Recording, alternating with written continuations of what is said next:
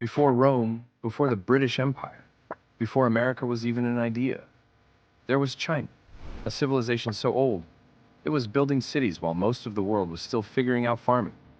Dynasties rose, walls stretched across mountains, paper was invented, gunpowder exploded, and today, it's one of the most powerful nations on earth.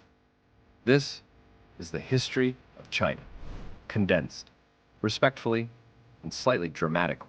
China begins along the Yellow River, sometimes called the cradle of Chinese civilization.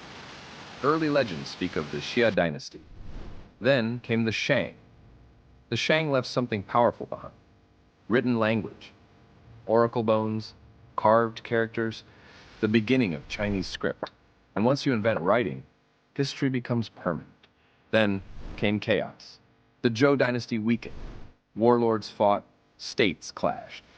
This period, the warring states. But from conflict came philosophy. Confucius taught order, respect, and moral leadership. Laozi spoke of harmony and the Tao. While Europe was still tribal, China was debating ethics. Then, in 221 BCE, one man ended the chaos, Qin Shi Huang. He unified China, standardized writing, standardized currency, standardized measurements, and began building something massive, the Great Wall. He also built himself a tomb, guarded by thousands of terracotta soldiers. Subtle, not exact. After Qin fell, the Han Dynasty rose, and this was big. The Silk Road opened, connecting China to Central Asia, the Middle East, and even Rome. Silk flowed west. Ideas flowed both ways. Paper was invented, and once you invent paper, you change the world. Fast forward, the Tang Dynasty. Poetry, art, global trade, then the Song Dynasty. Gunpowder, compass, printing. Three inventions that quietly reshaped humanity. Europe would later build empires using these tools. China invented them first. Then came the Mongols, led by Genghis Khan's descendants. They conquered China and founded the Yuan dynasty.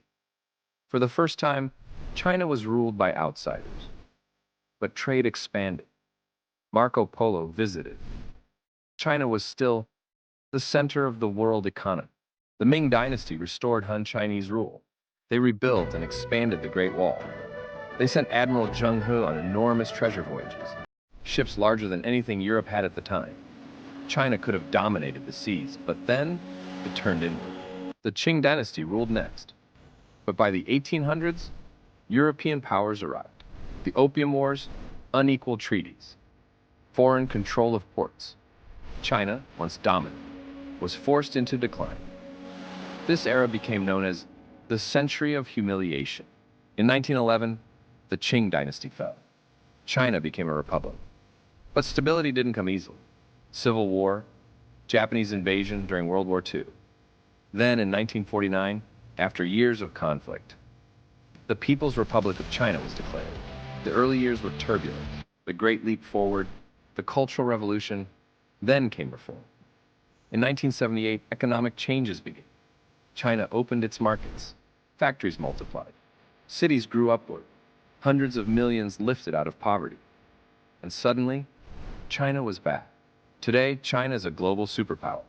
High-speed trains, space missions, AI development, massive infrastructure projects. A civilization 4,000 years old, still evolving, still influencing, still writing its story. From oracle bones to quantum computing. That is quite a journey. Like, share, subscribe for more history content.